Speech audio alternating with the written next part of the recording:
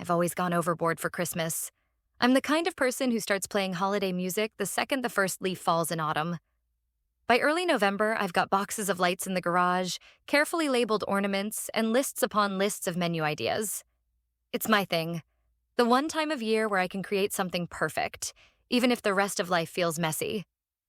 Mark, my husband, used to tease me about it in a loving way.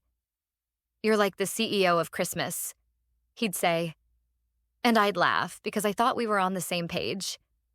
7 years together, a nice home, a comfortable life. We'd grown quieter as a couple, sure, but I thought that was normal. Then Daniel came back. Daniel was one of Mark's friends from college. The charming one. The guy who could walk into a room and instantly have everyone smiling. He'd been living out of state for years, but in May, he moved back after a bad breakup. Mark, being the generous friend he is, invited him to a dinner party at our place. I remember the first night he was back vividly. I'd made roast chicken with rosemary and lemon, and he complimented it like it was the best thing he'd ever tasted. He asked me about my job, about my hobbies, things Mark hadn't really asked in a long time. He noticed my haircut. He laughed at my sarcastic comments. It felt nice. Too nice. The first text came a week later. He asked for the chicken recipe. Then he started checking in. "How's your day? Saw this movie trailer and thought of you." I told myself it was innocent. Then I started turning my phone face down when Mark was around. I'd answer messages in the bathroom with the tap running, just in case. The first time we crossed the line was in October. Mark was away on a work trip. Daniel came by to help me fix the sink. I was in leggings and a sweatshirt, hair tied up, but he looked at me like I was the only person in the world. We kissed before the faucet was even touched. By the time he left, I knew it wouldn't be the last time. We started meeting a couple of times a week, coffee shops, quiet parking lots, the back corner of a bookstore.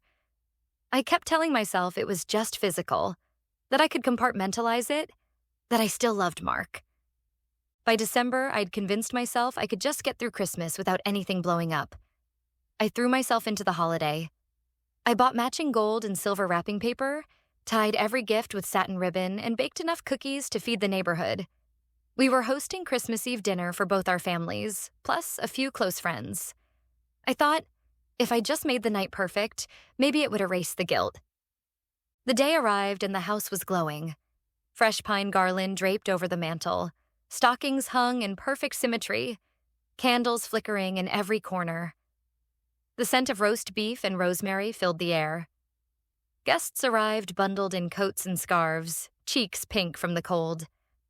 Laughter and clinking glasses filled the living room. Mark was in his element, topping off wine glasses, cracking jokes, getting everyone involved in conversation. I remember thinking how good he looked that night in his dark sweater, how warm he seemed. It made the guilt twist inside me, but I pushed it down.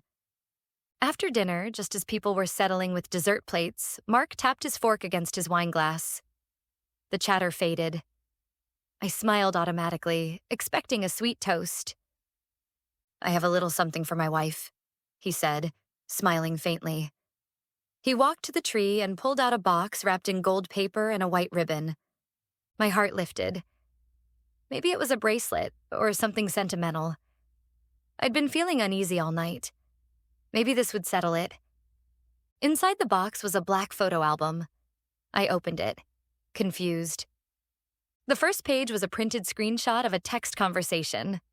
My words to Daniel, "Can't stop thinking about you last night."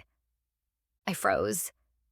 The second page was a photo of my car, unmistakable, parked in front of Daniel's apartment in broad daylight. The third, a zoomed-in shot of me and Daniel in the coffee shop, my hand on his across the table. The air was sucked out of the room.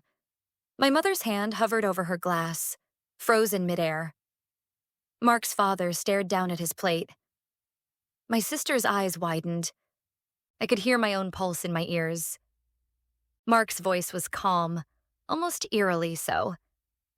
"I thought you might want to open this in front of everyone, since you've been lying to them too."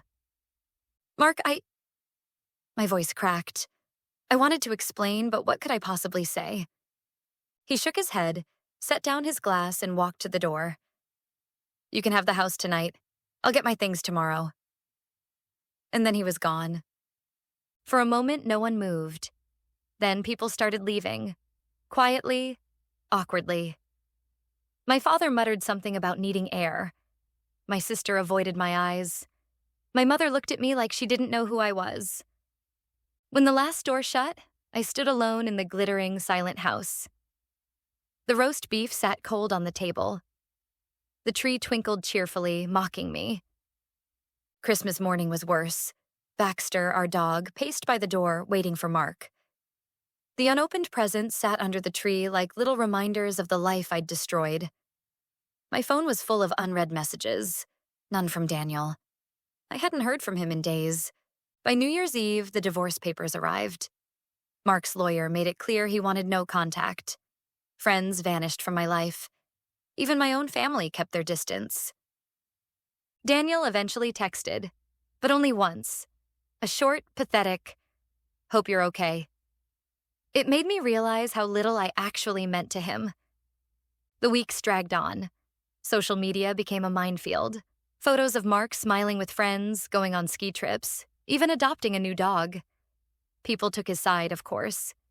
He was the one betrayed. I was the villain in everyone's version of the story. By February, I'd stopped decorating my house. The garland, the lights, the little seasonal touches. All gone. The silence in the house was suffocating, and every creak reminded me that I was alone. I used to believe Christmas was about joy and connection. Now it's about the night my life shattered in front of everyone I cared about, because I thought I could hide forever.